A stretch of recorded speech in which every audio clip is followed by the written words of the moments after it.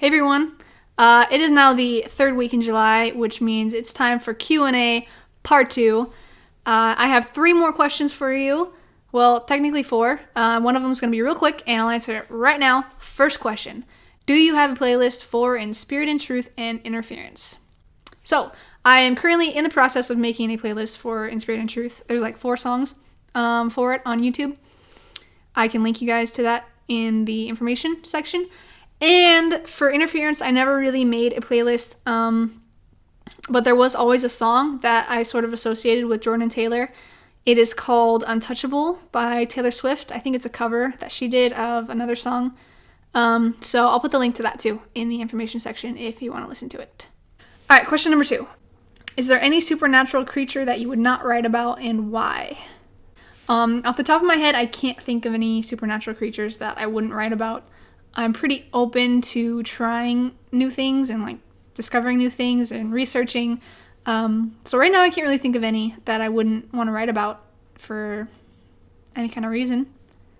Next question. What inspired In Spirit and Truth? So when I was a young teenager, I used to read these supernatural books by Kelly Armstrong. She has a bunch about a bunch of different kind of supernaturals like witchcraft and werewolves and some other things like that. But I used to be pretty into her werewolf series. So that's pretty much where I first got into the idea of werewolves. And then I pretty much just took it from there, and I wanted to write my own series. If you've ever read any of her werewolf things, you might see some similarities. But I'm trying to adapt my own style, basically. So hopefully it's not too similar. But yeah, so that's where In Spirit and Truth got inspired, basically. Last question here. Why didn't you go forward with killing Echo? By the way, I'm so damn glad you didn't. Alright, so here is what happened with Echo. And I talked about this a little bit in a previous video that I did, but I'll talk about it again.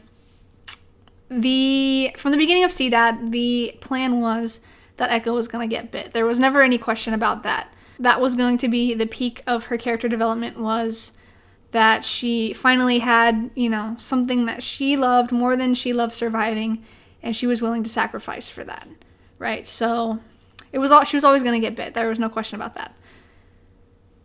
When the time came to decide whether or not to kill her, originally I had wanted to, just to kind of bring that full circle, and then it happened, and I guess I wasn't really expecting Genevieve to get so attached to her, or you guys to get so attached to her, and I guess I wasn't really expecting me to get so attached to her either.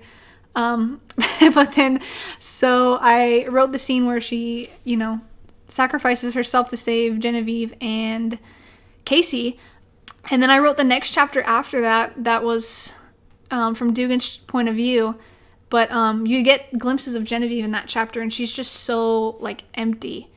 She has nothing, basically. She's got her brother, but Echo became something that she really kind of couldn't live without. And so the whole time that I had planned that ending, I was considering Echo's character development, but I wasn't really taking Genevieve's into account, or considering how that would affect her. So when the time came, basically, I realized that I couldn't do that to her, and I couldn't end the book with her in that place after she had done so much growing over the course of the story. So yeah, pretty much I had set it up the whole time because I wasn't sure if I had really wanted to kill her or not. I set it up the whole time so that the drugs that Jed gave her would basically save her from becoming feral.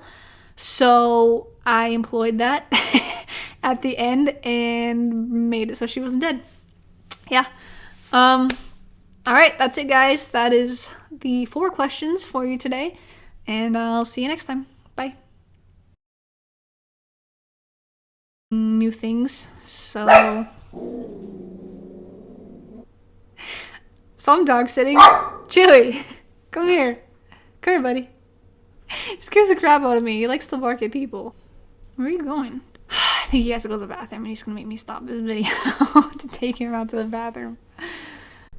Okay, we're back. This is Chewy. He's keeping me company. He'll film the video with me. He's done. He's like, see you later. Okay, Look at him sleeping now. Oh, you heard me talking about you. Hi. Alright, I'm out. See ya.